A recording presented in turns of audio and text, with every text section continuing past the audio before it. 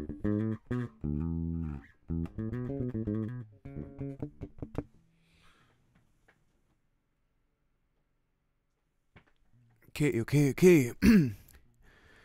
Hey guys, welcome to another Live Solutions.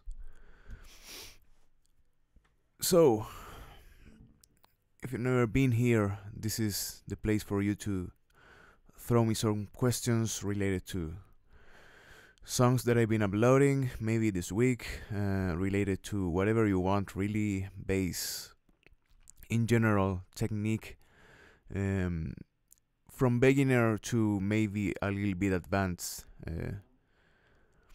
advices for me, and that's it. This is your space, really, for give me some things to work on. Maybe I'm going to go over some things that I think are noticeable in the songs that I uploaded this week. But I think for this week we kind of like went a little bit with some simpler tunes. But I have some things to say maybe for Van Morrison's thing. Maybe some other things to say for I Love Rock and Roll. I don't know. So I'll remind you, you can donate if you want, live chat, super chat, and links in the description. And follow me on the socials so you can know when we will be doing one of these. Gente en español que está viendo, les digo inmediatamente que mañana es en español. No me hueven. Gracias. And so let's begin. Okay.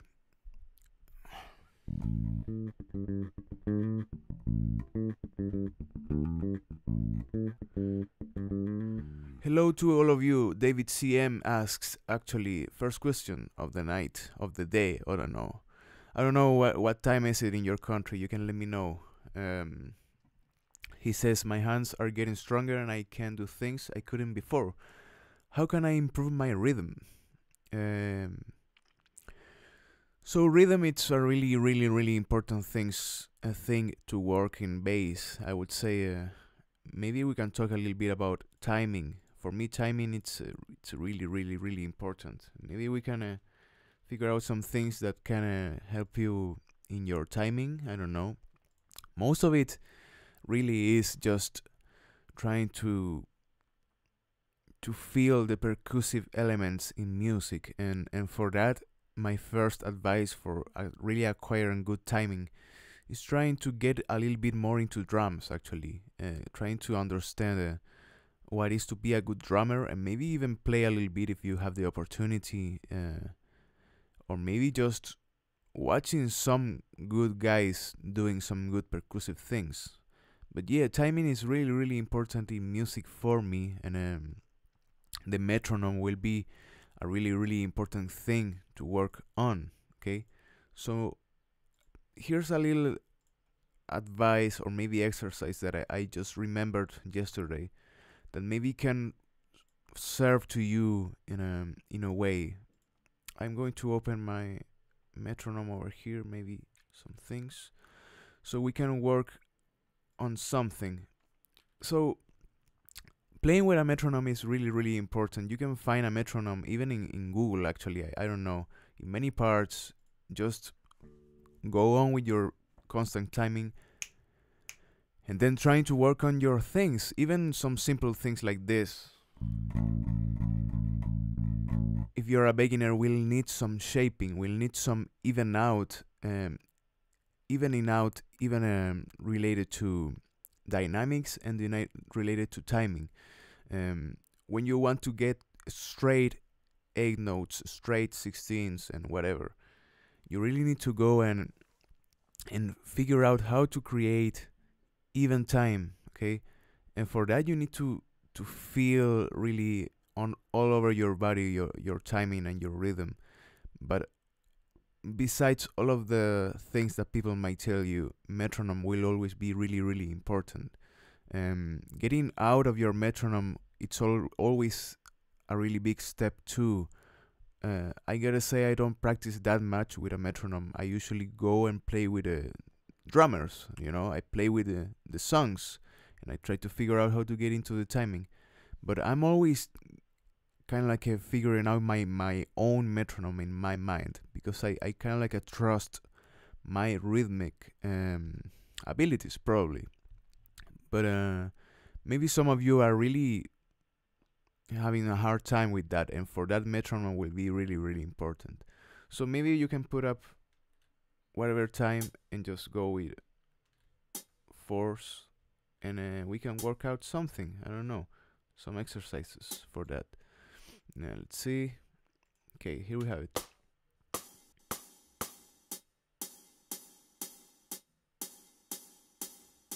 I don't know why it sounds like that. Okay. So imagine you have your metronome over there. So first thing to really work out would be trying to get into your straight notes, right? Maybe doing something like this, I don't know, in C. Or even 1, 2, 3, 4, 1, 2, 3, 4. So one thing that it's really, really important for me, I'm going to give you a little bit more volume. Or maybe something like this just now. One thing that is really, really important for me, and many people don't understand most of the time, is that when you're having a 4/4 or a bar, or you know, 1 2 3 4 1 2, not all the numbers, not all the beats have the same equality of response. Usually the first beat has to be a little bit more dynamic, a little bit having a little bit more of an accent into it. That will kind of like make an ordination on how are you playing, and many people don't get it, and they think you have to play all the beats at the same intensity, and that doesn't work out, especially if you want to get into more difficult things. So strictly speaking, the 1 is a strong beat, 2 is a weak beat, 3 is a little bit stronger than 2 and 4. 2 and 4 are usually more or less a little bit less stronger. So if we're going to practice our fourths like this on C, it should be 1 2 3 4. Maybe not that exaggerated, okay? But you need to add a little bit more into the first beat.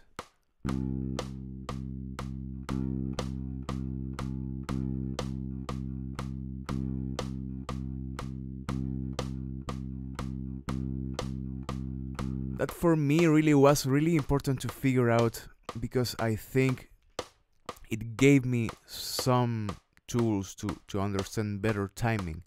There is always a strong pulse that will guide you, kind of in a way.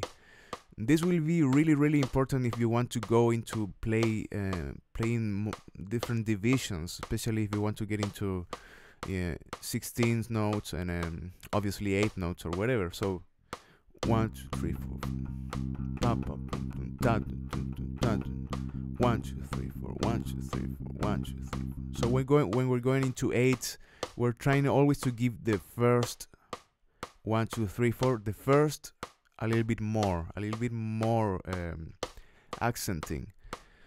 This is kind of like a thing that it's really common when drummers play, okay? Never in a drummer you will see they play all the beats at the same time like a monkey doing the drum roll, right? You have a dynamics played into it, and that is for a dynamic beauty of it, of course, but it's also for having some leverage, having some way to create order in all of this, okay?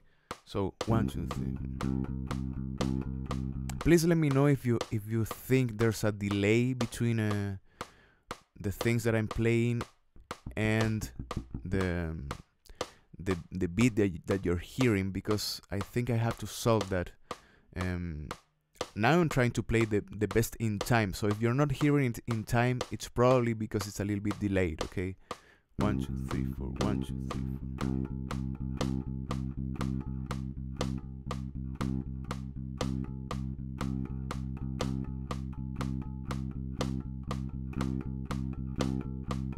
Okay, I'm always thinking about that. Okay, always my first beat will have some difference. Okay, it's never like this. Having no difference of it. Okay, even if you think about it, but it doesn't apply really that much in your playing, it's important to understand that the first beat will be always a little bit more important, right? And if you're going to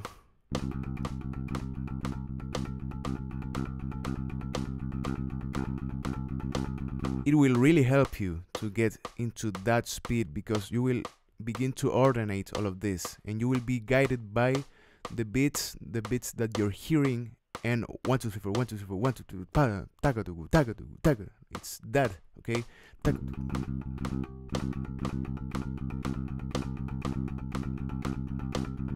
I think that is my way to practice with a metronome most of the time. Okay, there's more advanced things. Usually, a thing that I think Victor Wooten once said in a video that I saw, that it's really a really interesting thing to create metronome games in this way, trying to create one beat that has a metronome and one beat that has not a metronome, and that beat trying to figure out your time, your own time, and then trying to do the best to make it in time into the other bar that will have the metronome, something like this.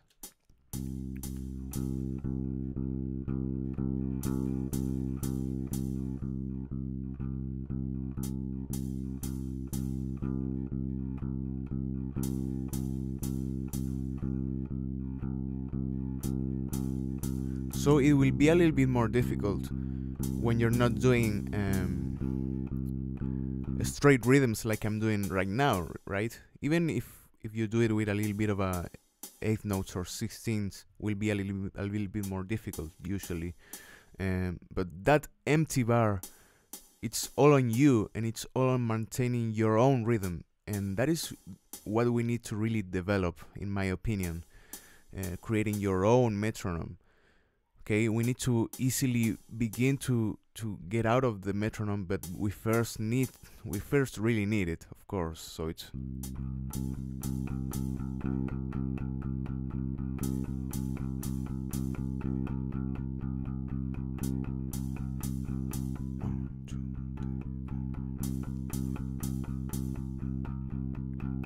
of course, if we're playing with other rhythmic things, it will be even more difficult. I don't know. Trying to do something else.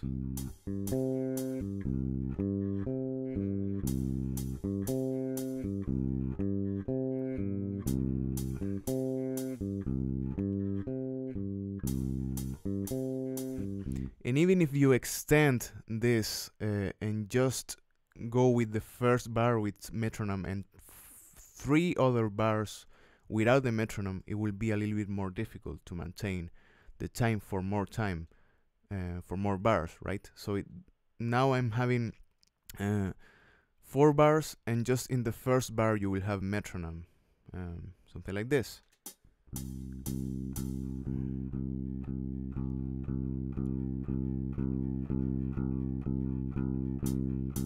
Right? 1 2 3.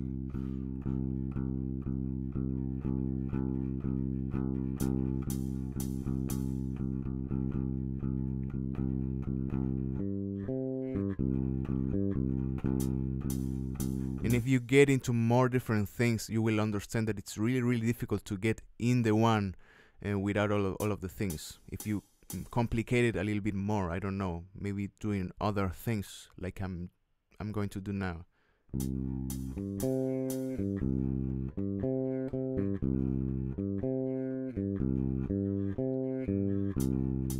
Right?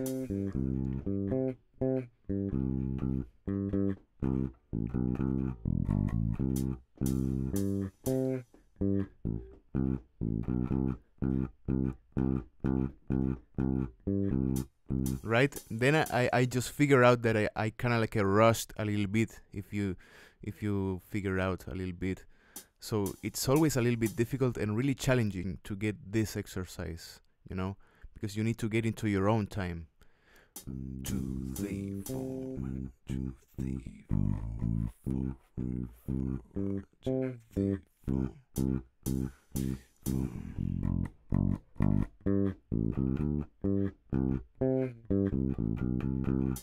And then I rushed. You look. So it's a little bit of a challenging thing, maybe for intermediate, I don't know. And it's really interesting, kind of like a different exercise. But if you're really getting into it, into the metronome, just practice with the metronome all the time and getting it, right? So that would be my tip about timing, I don't know. Let me block some guys over here that are just doing some stupid shit. Okay. What else? What else do we have over here? Let me see. Okay. I can't speak a little bit Spanish because that is tomorrow, okay? Tomorrow I will speak a little bit Spanish, you mother. How long did it take you to get good? Well, that depends. What is good for you? I don't think I'm that good in other things related to bass and maybe more advanced things. But yeah, to get functional, maybe you don't need really that time on bass, I would say. And I like that it's a simpler instrument to grab on, as I always say. But I'm always thinking that it's really important to know theory, to know harmony, besides knowing your instrument. If you go with that at the same time, you will have a lot of different things to play with in your instrument. Not even if you have the best of the techniques, you will understand different things, okay? So go on now and try always to understand what are you playing, and that is what I'm always trying to do when I'm uploading songs and whatever, trying to give you some harmonic tips, some melodic tips. What is the bass doing? Is it playing the tonic most of the time? Is it playing the fifth most of the time? That is not really usual. And maybe it's going over the first inversion, playing over the third. Maybe it's playing over scales. Maybe it's playing over different out of scales. Maybe it's playing a lot of passing notes. All of that you really need to understand to get more, I would say, into getting good as a bass player. For me, a good bass player, really, it's really debatable. But for me, a really good instrumentalist in any way is the one that you can throw whatever challenge and he will try to do something about it. I don't know, reading some chords, reading some shit, maybe reading some tabs, maybe just improvising a little bit. I don't know. All of that you can do with your own language, even if you don't know that much. Okay.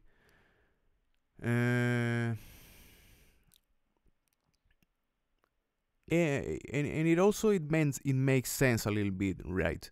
Because I don't know.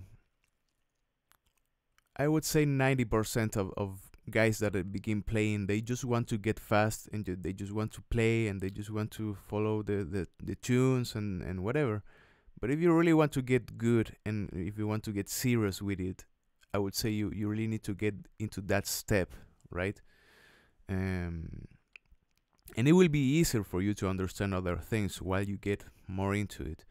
But yeah, I really understand that when we are playing an instrument for the first time, we're really not that interested in theory, really not that interested in getting harmonic knowledge or whatever. Maybe we're more interested in playing well, playing with good technique, playing with the correct technique, and being able to play fast soon, that it's really an understandable thing, because it's really frustrating when you're not getting the piece right. It's but for that you really need to go and also apply some theory, but theory of knowledge of your own body and technique. As I always say, beginning with your warm-up exercise and all of that will be really, really important. Okay, so if we have some more questions, I'm going to answer them over here. Okay.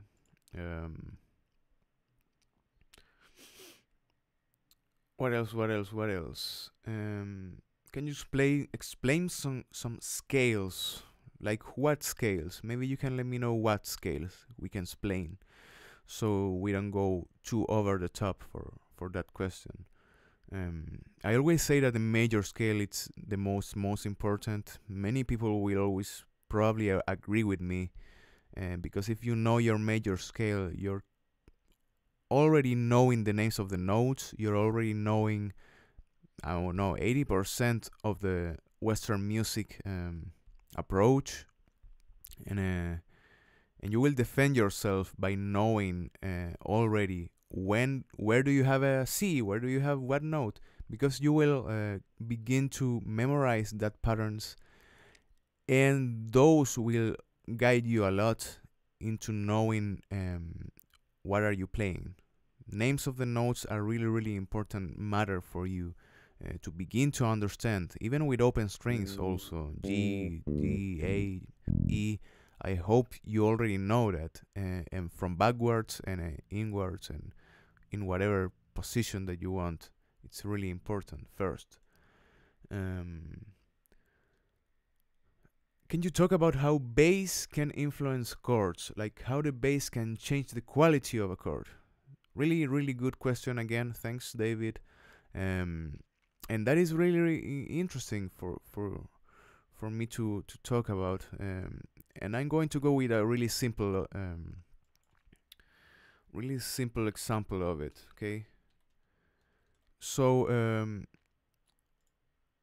what I'm going to write right now, those notes are the notes that are the components of a C major chord, right?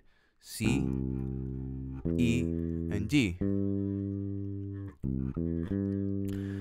So if a guitarist, for example, is just playing some chords, he's just playing C, I don't know. Let me write a C over here. C major.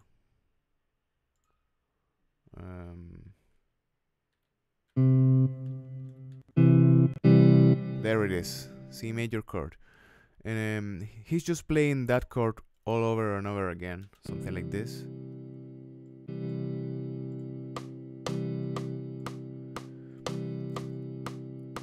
We can actually choose which notes of that chord to play as basses, right? The most usual and most common way will be playing the tonic. The tonic, it's always that note, the note that gives the name of the chord, right? So it's C. Maybe we will play C, and maybe we will play the octave of it, and that is still C. Maybe we can play something like this.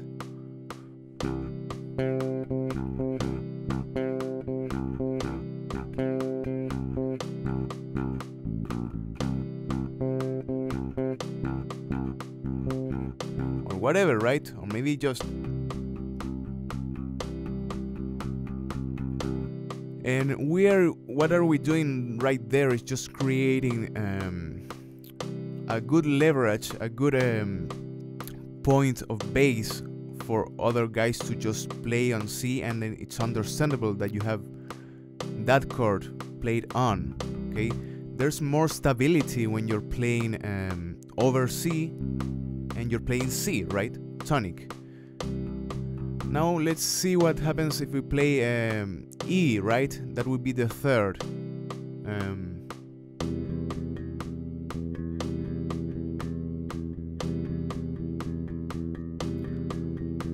So it's quite debatable, but it's usually understood as not that clarifying to play an E over a C major chord, okay? You're playing over the third, and the chord kind of like it loses its stability, it loses its function a little bit. Okay, we're creating inversions. That is what we're doing right now. So when someone talks about inversions, that is what this is. This is just playing over the tonic, and playing over E or playing over the third in a chord would be playing on first inversion, right?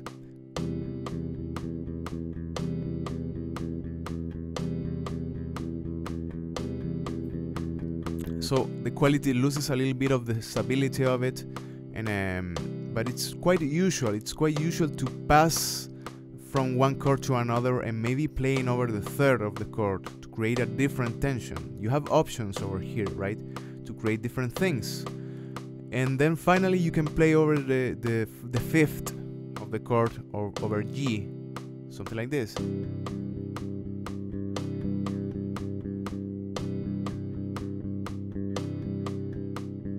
And all of that will give you different tensions, different stabilities, okay? So when people say that with the bass you can really change the harmony, it's quite true. We're not changing the chord at all that's going on top of us on the guitar, and we're just changing the quality of the chord by playing different notes of the chord in the bass, right? G again.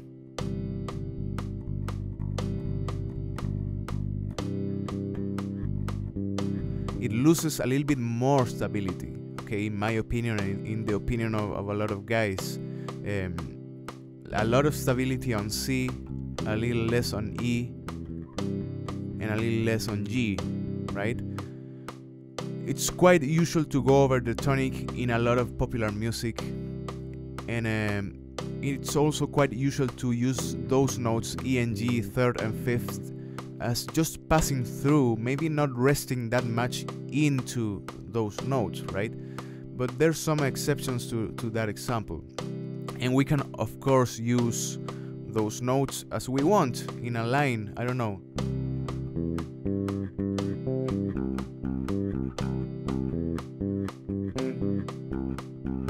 But as you can see, I'm always trying to think about C as the tonic, okay? I'm never doing something like this probably.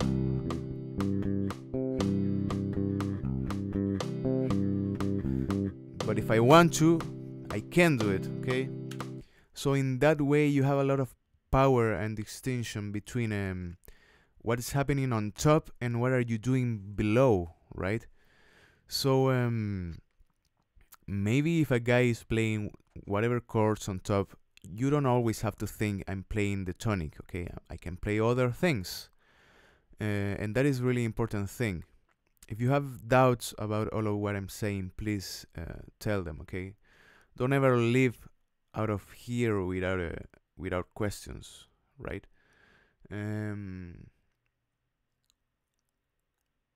Okay. Ryan has something to say. I'm going to read it. He said, these channel lessons are wonderful, but the individualized learning of paid lessons will greatly accelerate your learning. I kind of like agree with that, and I understand. I also have a teacher by myself, right? I have a teacher that I have a lot of things that I usually have a lot of questions for him, and we solve them personally, and that is a good communication that you can have with someone, will help you a lot. And I understand that also when you're trying to learn online, you're kind of like a little bit less forced to study, because no one will take disappointment in you if you stop watching my videos, right? But maybe someone will disappoint on you if you don't attend to class, physical class or whatever, right? But there's options for people and for other people. For me, I really like to learn also in these digital ways, and you can learn a lot, I would say. And there's a lot of channels now that you can actually learn from, theory and many other things, technique and whatever. And I do my best to just solve some questions, really. Okay. Someone has other question over here. I'm training scales and doing exercises with 8 notes in 70 beats per minute, but I feel like I'm not evolving, like I'm far behind or far ahead in what I'm doing. Uh, that it really depends on what is your goal, really. If it is your goal maybe to get out of the scales and beginning to improvise a little bit, or just maybe most of the time we all get stuck in the strict knowledge, and we don't know how to apply it in our own playing. And for that you already need to begin playing a lot, I would say, playing by yourself, and maybe just acquiring a lot of knowledge, but then kind of like forgetting it a little bit when you're going to play. I always try to do that exercise when I'm playing with my band or playing with other guys. I'm not all the time thinking, oh, I'm going to do that chord, I'm going to do that thing, that nice thing that I know. Most of the time I'm just playing, and I don't care if that kind of like lowers down my ability to show off or whatever. I just want to enjoy most of the time, and I just want to go and put on live what I've just learned, right? So my advice would be try to study, but then try to forget a lot of things when you're going into the real thing. But yeah, you're doing it right. If you're training scales and you're doing exercise and all of that, it's great. It's a good thing. It's never bad to just train related to scales and whatever, because then you will learn it by heart, and when you have the opportunity maybe to do and play a little bit of a C major scale in a field, you will do it just by heart, right? Maybe you're doing something here and just go around the C major scale and practicing around that. Always need to have it always has a lot of applications into it, right? What else? I'm new to the stream and want to know what your favorite bass brand is, I suppose. I don't know.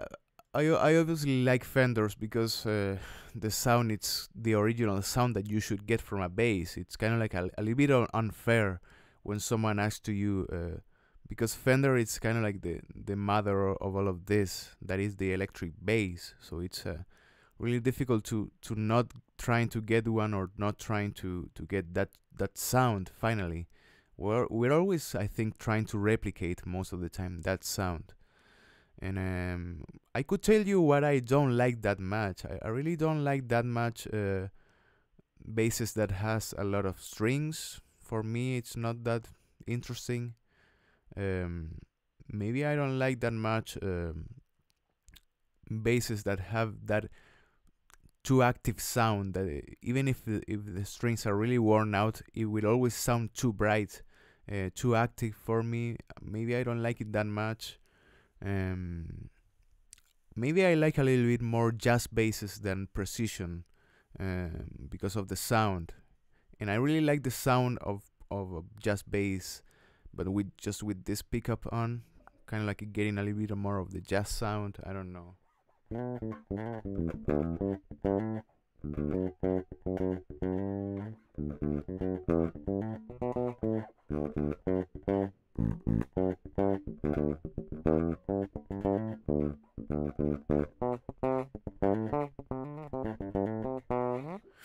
I really like the sounds that you can get with the jazz bass, personally, but it's a question of choice, as you know.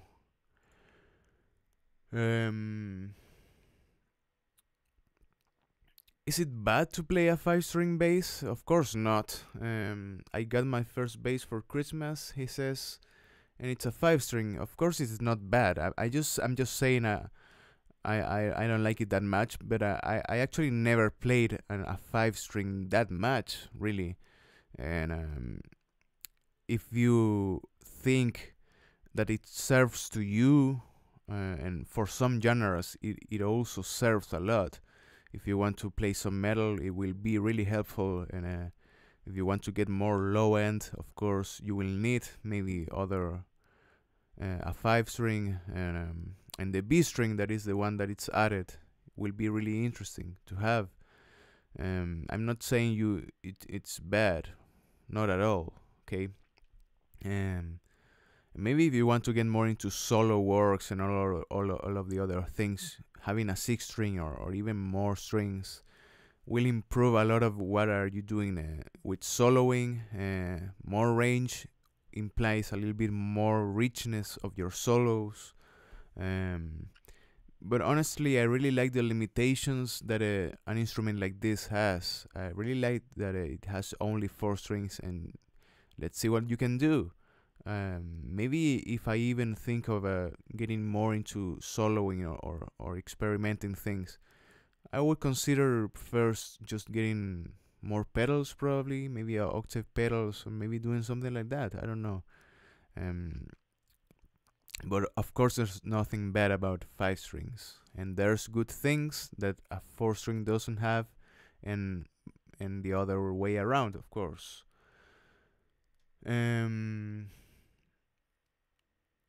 Okay.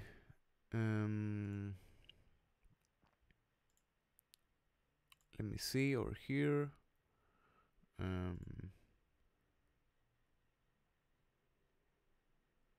I love your cover of Dig. It was wonderful. Thanks so much. Related to the songs, I'm actually going to see if there's something to say, something interesting to say about the songs that I've been uploading. Okay. Let's see and go over. I Love Rock and Roll by Joan Jett. I don't know, it was really easy, but I really wanted to cover it because of the Guitar Hero thing. That I really liked that game, and I'm thinking of getting more beginner-oriented songs, so beginners also have the opportunity to jam along with all of this, right?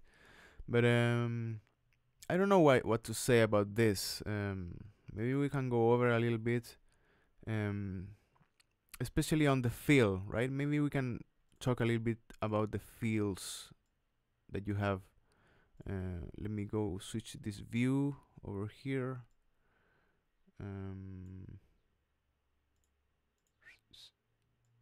I think you can watch it.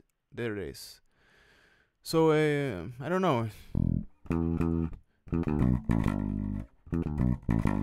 If you're playing with a pick or with fingers, maybe that part will be the only one that will have a lot of trouble for you. And an interesting thing to understand first is that little dot over there. Always remember that little dot implies that you're playing staccato, or that you're playing a little bit more punctuated. You're playing half of the value of this note, this 8 note. So at the end, it's allowed to you to stop over here a little bit more, and that will actually give you more time to switch your hand, as I'm going to show you right now. So I don't know, I'm playing over here. So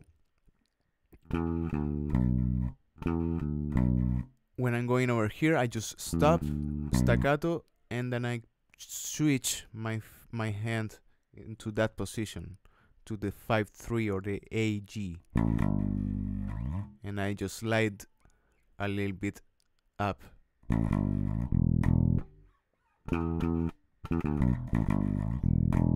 Right? So things that you may consider a little bit. If you're playing with fingers, it would be kind of like I'm really accustomed to play with raking, and remember that raking will be if you're playing 2 strings, separate 2 strings from a thinner to thicker. It's always a really nice idea to just use one finger like this. If you have to skip strings, you just use one finger to go from the 5 to the 7, for example. And and that will save you a lot of time and energy. Maybe it's not the case for this. You cannot alternate all the time.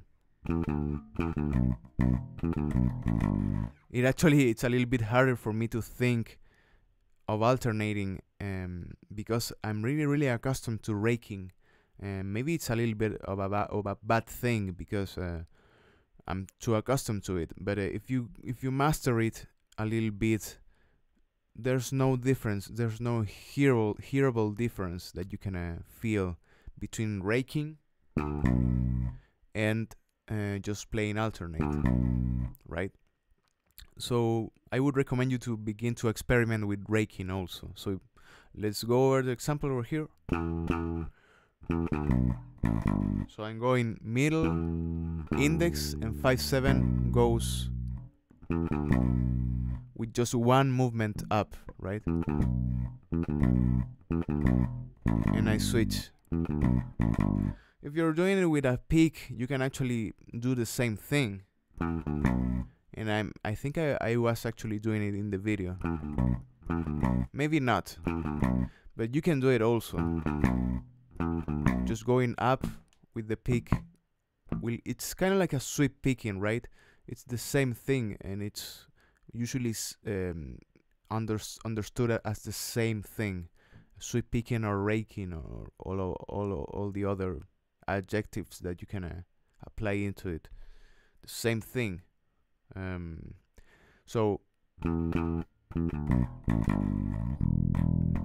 I would say that would be the most difficult part of the song. After that, you have a lot of repetition of it, but always try to go back to these simple things, because maybe you will find out that there's something that you're lacking a little bit to get the correct sound and all of the things. Okay,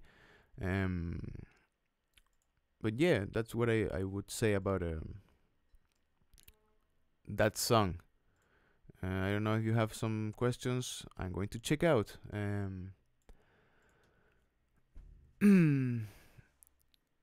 If using only tablature will not cause that the bassist will not develop. Okay, yeah, I understand that many people think that tabs are really harmful for people to begin with, and you should go with sheet and all of the things. And I gotta be serious with that, because I really think it's not the case. I really think if you manage to understand that you need to understand the names of the notes, and you can't go all over your life thinking about numbers, you can create context of all of that. Okay, it is important to know that this 5 in the E string, it's an A. Okay, and I've never said the contrary of it. Different types of notation, one way or another, it's the same thing. I mean, if you read sheet music, you see a little dot in a line, and you assume that is an A, but no one is telling you that is an A. And for me, it's kind of like the same thing for tablature. You see a number, no one's telling you that it's an A, but you should know, right? So that example, it's for me more understandable. For beginners, it's really good to have tablature, because you understand the positions that you need to go over through. You're learning more about how to approach the instrument physically, and I really like that. Okay, and if you kind of like convalidate that with the idea that I have of showing also the harmony on top, showing the chords on top, I would say that it's a great thing to do, because first you begin to understand that the notes that you're playing in that chord are related, are notes of the chord, and it also gives you more liberty to say, okay, I can play that same little good thing or little good feel that the guy did in the tab, and he did it on top of an A minor. I can do it on whatever A minor, and that is a good example of trying to get good teaching for me. I don't know. And when people say that I want sheet music and whatever, I just tell them that you can download the thing and you will have the sheet music as always. Okay. um I do it because I understand also that not all the people that watch me are interested in getting all the knowledge that you need to just play a little bit. And I really like that liberating aspect of all of this. I don't think music should be allowed to just the ones that need to understand some things. I think that is why pedagogy or music learning or teaching it's important, because the main goal of it is just doing the job easier for you, right? Not making it harder. Um,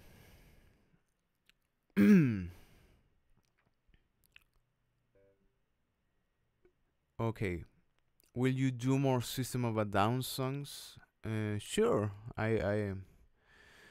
I'm now trying to go over some songs that I like a little bit more, maybe, but I'm always thinking about the songs that I have to cover for Patreon, and those are a lot of songs that I have to cover. So I'm always kind of like depending on what the schedule is related to Patreon. Okay.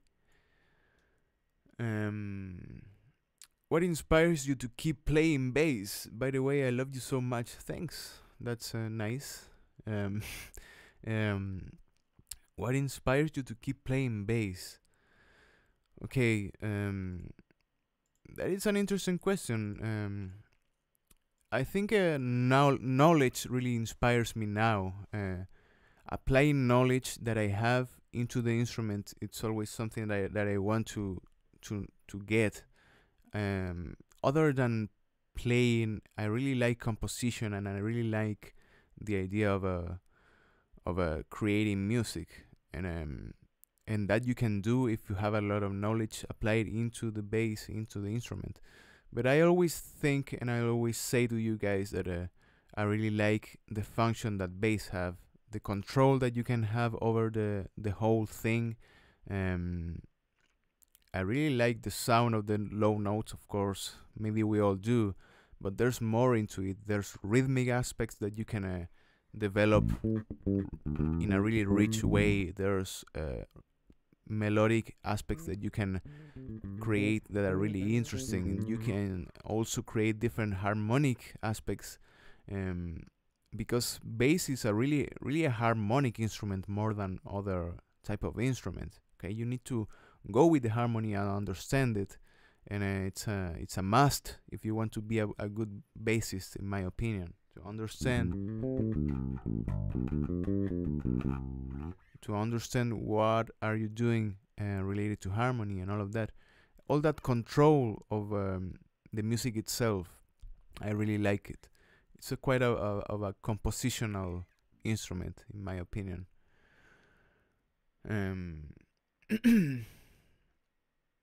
I have a question. I feel my playing and improvisation a bit sloppy. What could I do? Okay, we all kind of like go through that in different levels. I would say, I would take my first advice as something that I always said, and I just said it before, and it's just trying to play without thinking what are you not doing, or I could do this, or this is too simple. Maybe try to get rid of that and just play for a while, and you will understand that your ear is more important most of the time. But yeah, if you think that you're losing a little bit of your feel, and you're playing all the same things all over again, and you're not going out of your blues scale, I don't know, you just know the blues scale, and when someone says play me a solo, and you just go, and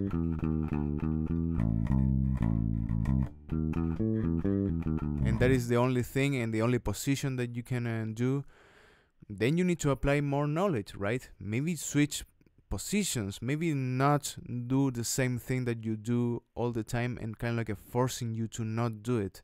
It's a really good advice, I would say. But the most important thing for me to understand improvisation is, as I said, understanding harmony, right? If you understand harmony, you can understand that if you have, I don't know, C major and then you have A minor, you can do a lot of things related to, if you know what scales could sound good in that chord, what scales could sound good in the other chord, what scales sound good with both chords, and many other things, right? So I would say the two things that are really important, and it's actually one, it's knowing the notes of the chords and knowing what scales you can do on top of the chords, right? And by fortune, most of popular music is just centered on chords. So if you know things for one chord, you will know for another, and you will know for another and another, right? Most music will develop itself just by the major chord, the minor chord, and maybe the seventh chords, right? The same tensions, something more, something less than that. So acquiring more knowledge always, right?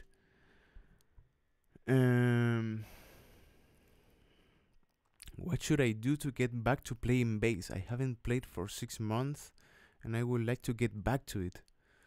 What should you do? You should just pick the bass, right?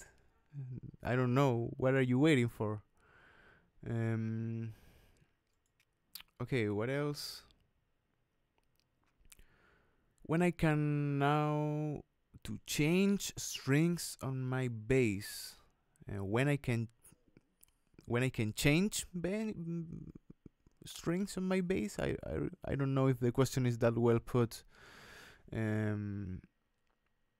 but if I understand correctly, you're asking how often you should change your strings, and it really depends on if you're really bored of the same sound that it's going, it's too dark for you, and you want to get your bright strings always going on. Just change them, maybe monthly, maybe even weekly if you can. They are not that cheap to change all that every day or something like that, right?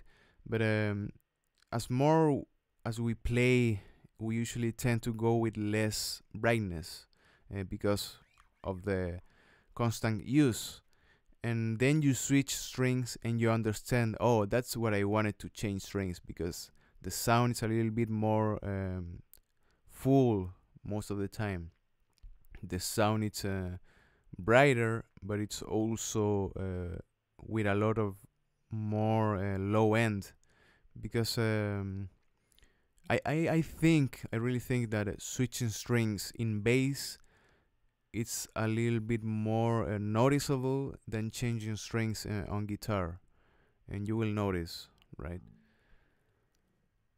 I'm going to read a comment from someone over here. He says, what inspired me to continue playing is a guy who was in the church band who plays guitar, and I want to equate to his level because he is already well experienced and my age. Yeah, I know that feeling. It's a little bit of a competitive feeling that we all have, and I don't think that feeling is bad. I don't think that having a little bit of a, not envy, but a little bit of the will of saying, okay, if this guy gets it, why can't I get it, right? And that is a really inspiring feeling that will help you a lot. And it's not watching it with anger or watching it with bad feelings. It's just thinking, okay, he's human also. He's no better than me. I can do it, right? And that is good. And many people kind of like locked down into thinking that they will never be able to play like this guy. He's a god. He's the best. And all the things that people throw in the comments when I'm playing something by Primus or playing something by whatever guy. We are just people, right? And it takes a lot of practice, dedication, but you can be as good as whatever fucking human being as in this earth. I don't know. Maybe some geniuses or some people that got banged in the head as a child or something like that. Maybe those guys are unreachable for sure. But you can do it and you can understand it, and that is motivating for me to know that there's guys that are doing it better than me. It's always a motivation, right?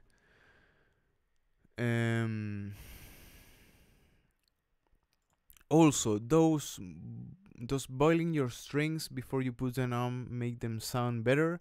I say no, but some people in my jazz class say maybe. Yeah, I would say it's a maybe. I've done the exercise.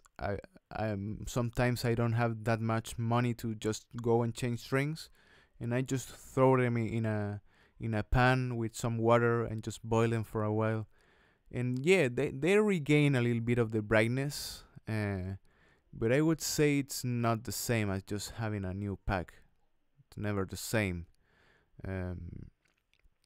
But if you have an emergency and you need to cover that song, and that song really needs brighter strings, it's something you can do. Actually, you can just detune your string a lot and then just slapping it really hard. And that slapping really hard, kind of like a pinching the string and just throwing it like that, will release a lot of the things that are stuck in between the little curvatures of the string, and that will maybe even give you a little bit of an emergency brightness that you can acquire, right?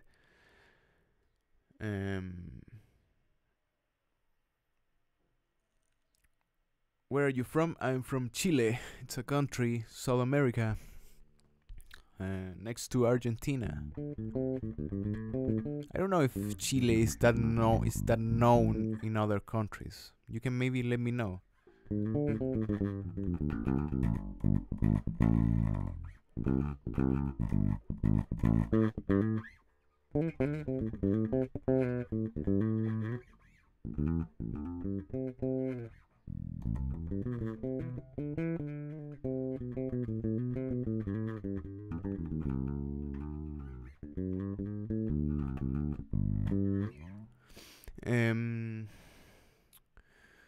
What is your practice routine?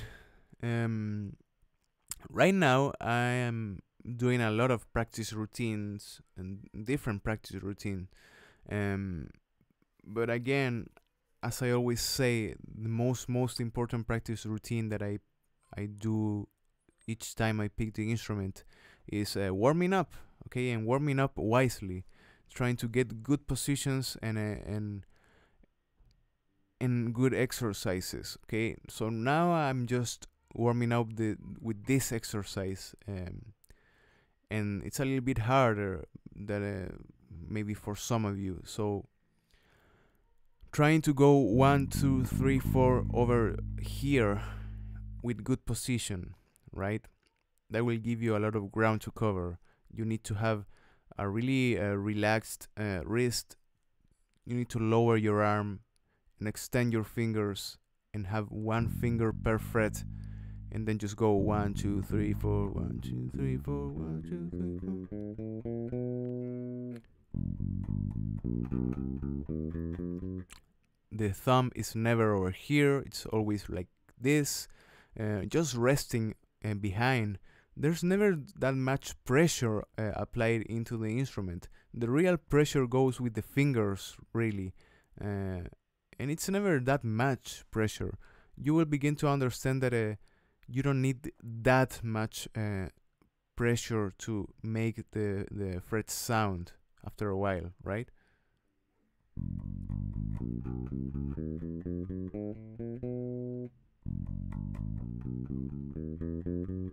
And for a lot of times I would just go and play that exercise from top to bottom and vice versa all the time. I would just go 1, 2, 3, 4, 1, 2, 3, 4, and then I just go 2, 3, 4, 5, 2, 3, 4, 5, and just go in one after another. 3 from 3, from 4, from 5, from 6, and always caring about my position of the fingers, right? Always caring about not lifting my fingers that much, never doing it like that. And if I'm really accustomed to lift my fingers too much, and that is a thing that many people do, just go slower and think about what you're doing. Okay? That's the way it should look, actually. One finger at a time, moving, and never a lot of movement, right? And that is really, really important. Never doing it like that, trying to lift too much, just going really close to the strings, right?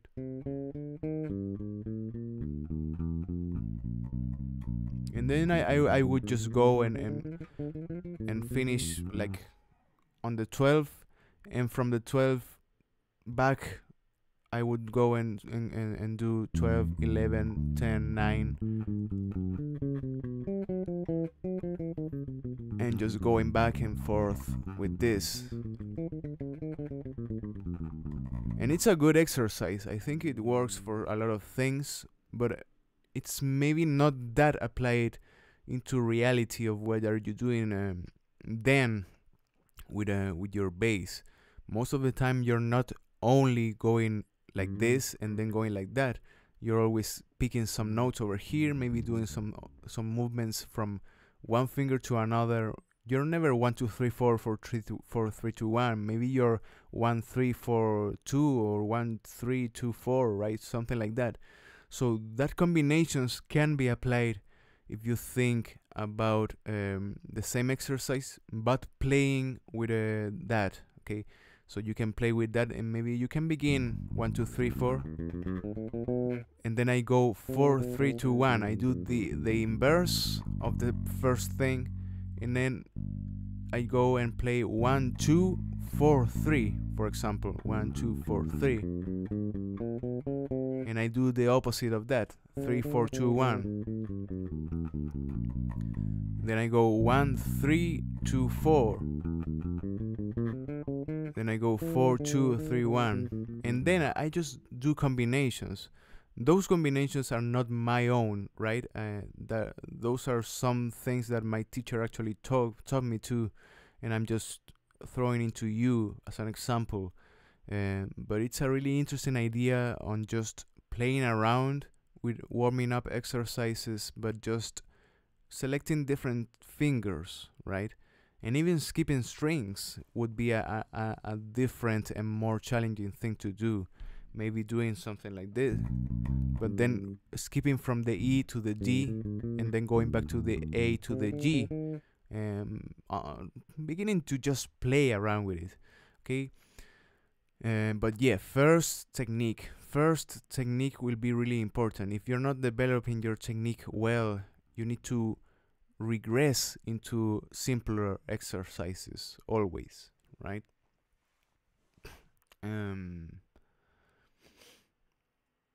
Why does Superman wear his underwear on the outside of his costume? I don't know, man. I don't know if it was thought of like underwear. Maybe we just think it's underwear, but maybe it's not. I mean, he comes from another planet. Maybe it's not underwear over there. I don't know. But I think I sometimes I do that. Sometimes I wear my underwear on the outside just to see how it looks. It looks great. Do you play triplets with 2 or 3 fingers? I play triplets most of the time with 2 fingers. I'm really not that good with playing with 3 fingers, but triplets are not that difficult to achieve with 3 fingers, but because maybe we're already used to do this movement, right? And that is quite easy to reply into the to repeat in the bass. Maybe doing I don't know I don't remember the name of that. Ring finger, middle, and index. Ring, middle, index. If you do it in ternary forms or in forms of 3, it's always a little bit easier to do tagadan, tagadan, tagadan, tagadan, like gallops, or also triplets. Da da do do do do do do do. But most of the time, I'm actually just doing it with 2 fingers. I just go.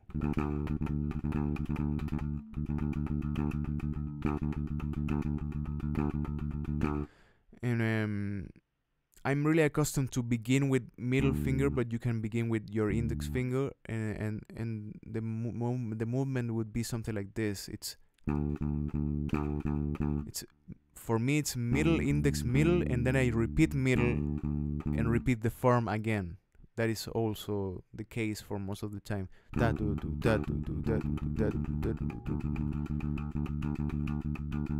Or most of the time I'm also doing it. I'm doing it alternate, actually. I'm just going middle index all the time, but I'm changing the accent as I just begin to say in this stream, with the timing related aspect and all of that. Accents will be really important to lock your rhythm. And the accent in a triplet, it's always the first, right? So it's 1 2 3 1 2 3 1 2 3 1 2 3. So if you manage to do that and switch your accent between fingers, I think that it's really difficult to do for beginners, for sure. But if you manage to do that, you can maintain a figure of 2, but in a triplet, something like this.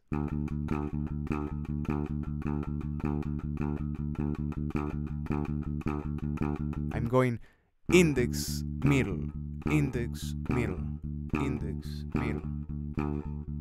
But switching the accent gives you more leverage to just go and maintain that rhythm. And same thing for the opposite, and that would be playing with 3 fingers but trying to do groups of 2, something like this. 1 2 3 4 1 2 3 4 1 2 3 4 1 2 3 4. If I'm skipping from ring, middle, index in that matter, I'm always switching the accent. It's first on a ring, then middle, then index, then ring, middle, index.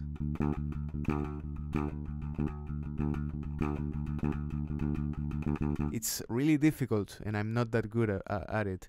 But if you manage to do that,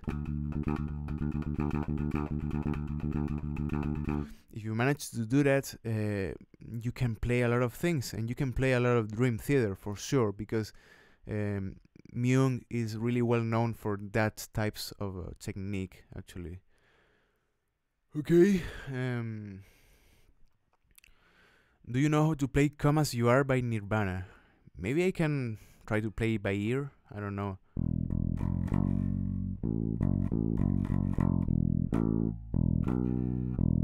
Something like that. But that is not the thing that the bass is doing. Many people think that this is the bass on that song. But it's not the bass, the thing that is doing it like that. The bass is doing other thing. I'm quite sure it's not doing the same thing. But yeah, something like that, right?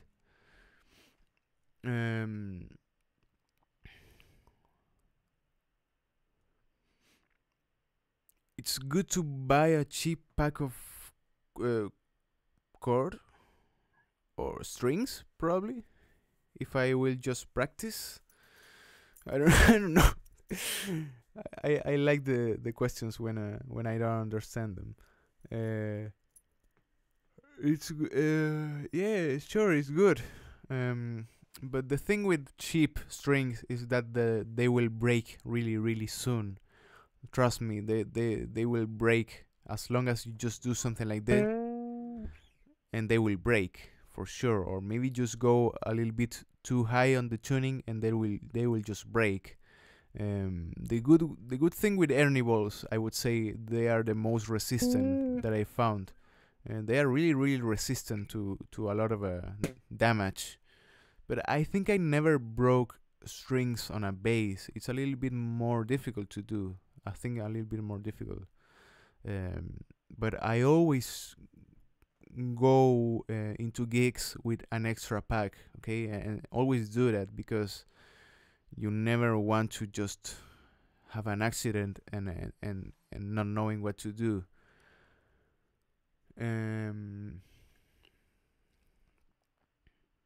Okay, a couple more questions, and I think we're ready for today. Thanks for watching all of this. I will remind you that these types of videos are the only ones that I can actually monetize, so I really appreciate if you're watching these ones, right? And throwing your questions and maybe just chatting a little bit.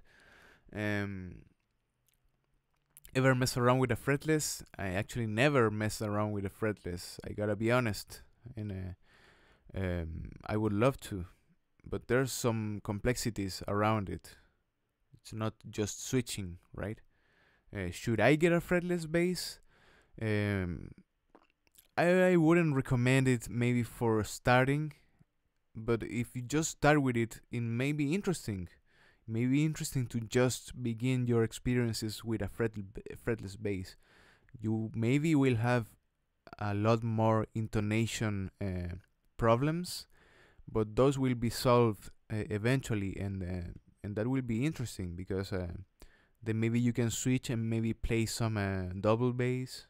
Okay, there's a lot of similarities between actually double bass and a fretless bass. You have the same notes, same positions, same strings, but obviously things change because the physicality of the instrument is not the same, right? And there are more complexities in instruments that don't have the separations between frets, right? What else? What else?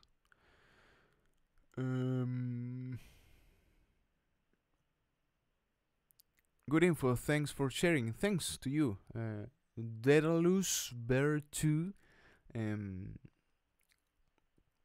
Okay, I'm going to pick maybe some two simple questions, and I'm looking to get a strap for my bass, but I want something durable, long, and can handle the jumping around and the jamming out I do. Any suggestions?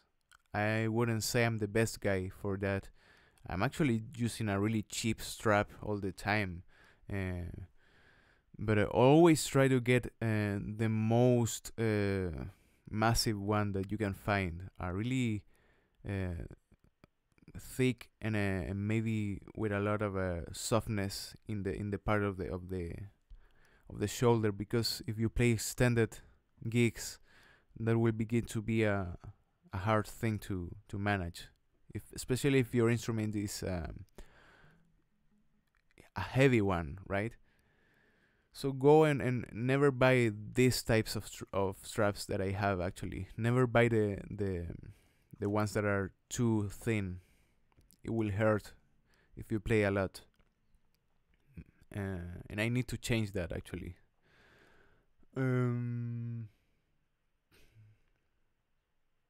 Okay, I think I'm going to keep it short for today. I gotta do some other things, unfortunately. So thanks to all of the ones that gave your questions. I think I remember some of them that I'm going to put in the title, and then maybe give some timestamps or time marks for you to revisit the stream. I'm trying to do that, but sometimes it's really hard to just find the topic and all the other things. So thanks so much for being here. Sorry if I didn't attend your question, but you can go and come whenever you want. You can come tomorrow if you know a little bit Spanish, and you can come next Friday if you don't. Okay. And yeah, leather straps, says someone over there. Yeah, that's a good thing.